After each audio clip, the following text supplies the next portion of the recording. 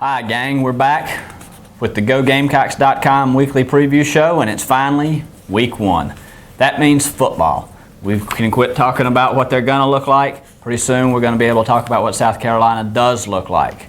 Gamecocks open with North Carolina. Steve Spurrier, 22-1 in season openers. And who's that one loss to? The South Carolina That's Gamecocks. That is a fascinatingly weird stat.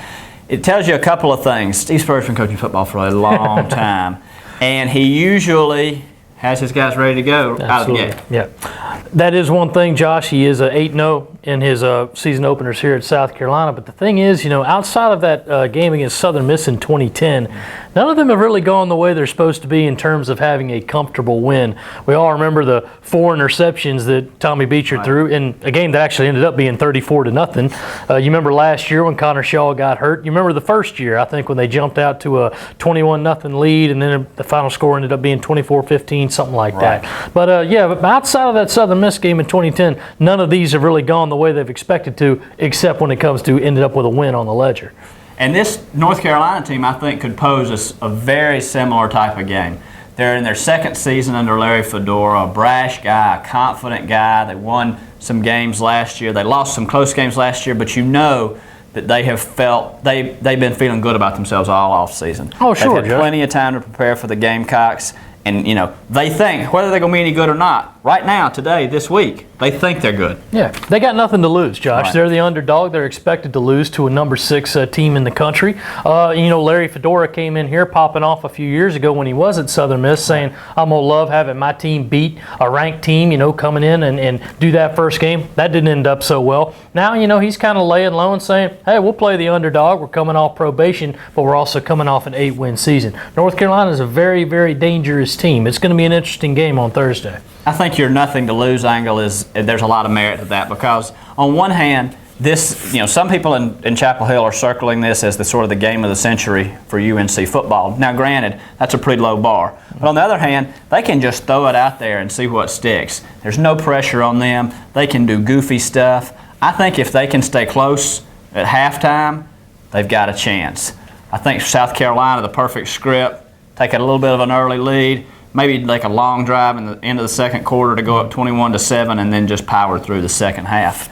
One thing I think is going to be a huge key to the game, Josh, is South Carolina's defense has got to come out loaded for bear and ready to sock Bryn Renner in the mouth. Whether that's Jadeveon Clowney bull rushing him and slinging him to the turf, whether that's Chaz Sutton coming off the other edge, whatever it is, they've got to get to Bryn Renner early and make him feel the heat, because you know that Larry Fedora is going to want to come out.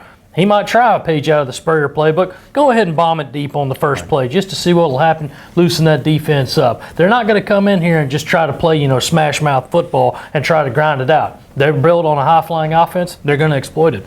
And I think what you say about hitting Bryn Renner is important. That's an important distinction from sacking Bryn Renner. You don't have to sack him. You don't have to have 6 sacks. You've got to get in his face. You've got to make him throw when he doesn't want to throw, to places he doesn't want to throw. You've got to get him moving quickly. I talked to somebody about Renner. They said one of his real strengths is that he slows the game down after the snap. He's a smart guy. He goes through his possessions. He's very poised. They got to get him out of that. They got to get in his face. And Bryn Renner himself said this week, this is the best defensive line I've faced. So we'll see how that goes. For me, one of the keys with South Carolina's defense is those linebackers and the defensive linemen. If you see them rushing about before the snap and looking at each other and hollering signals back and forth and looking like they're confused, that's trouble. If they're lining up, even if they're lining up in the same spot every play and running base vanilla defense, if they get to where they're supposed to be and are where they're supposed to be before the ball is snapped, I think they'll be where they're supposed to be after the ball is snapped. So if you see them milling about and it looks like they're confused before the snap, bad for South Carolina. If they look good, if they look confident, good body language, I think they certainly, from a talent standpoint, can handle this North Carolina offense. Sure, and I completely agree with that, Josh. It's going to come down to a big key of the game of being those linebackers. You got 3 true freshmen among the 6 spots. Those guys are going to have to play. Now, they're going to have to produce sometime. This is a crash course in learning, especially with Cedric Cooper being out. Right. They're going to have to go in there and play well. I mean, huge key to the game. And I think another one is going to be, now, how does the zone read offense work without Marcus Lattimore there to exploit it? Right. It's the same system. Sean Elliott has perfected it. His linemen know what they're going to be doing. They're going to be opening up the holes. Will Mike Davis, Brandon Wilds et al. be able to run through that, especially Mike Davis, since he's going to get the first carry of the season?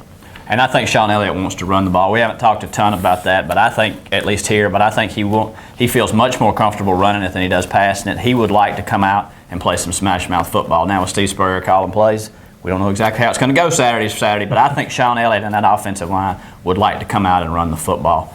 South Carolina is dealing with injuries. Like a lot of people, the most important that we see right now, Rory Bust Anderson and Bruce Ellington, how much, if any, will those guys be able to play? It doesn't look like they'll be able to be major contributors. So then what does South Carolina do? Well, it's a strange question, Josh. I mean, you think that tight end position is so stacked with talent that they're not going to miss much. I don't know, though. Busta Anderson, 8 touchdowns among 22 career receptions. You want that guy on the field, especially in the red zone. So if he can't play and it looks like he won't, you got to look at Jarrell Adams. Had his own injury issues this year, but he's full go now, ready to go off of that sprained ankle. And behind him, you got a prototypical guy, at least physically, in Drew Owens. Absolutely. And I think Drew Owens is going to get his chance. He's ready for it. He's a guy in the same body type as Anderson and Adams. All those guys, I think, are going to play on Sundays eventually. As for who's going to replace Bruce Ellington, I think the position's open. I think that he'll find a way to play, but will he start? Will he be effective? We don't know. Hamstrings are a tricky business, and it's going to come down to Nick Jones, Demir Bird, and maybe even a Shaq Rowland, who's listed as a starter on the depth chart, is trying to stretch that field and prove that he was Mr. Football a couple of years ago. I'd be. You mentioned hamstrings. Hamstrings scare me to death. I would be real careful if I were them with Bruce Ellington. The Shaq Wilson scenario. Absolutely. Now it's time to predict scores. I'm going to put, since I'm the one talking right now, I'm going to make David go and put him on the spot and pick first. What do you got?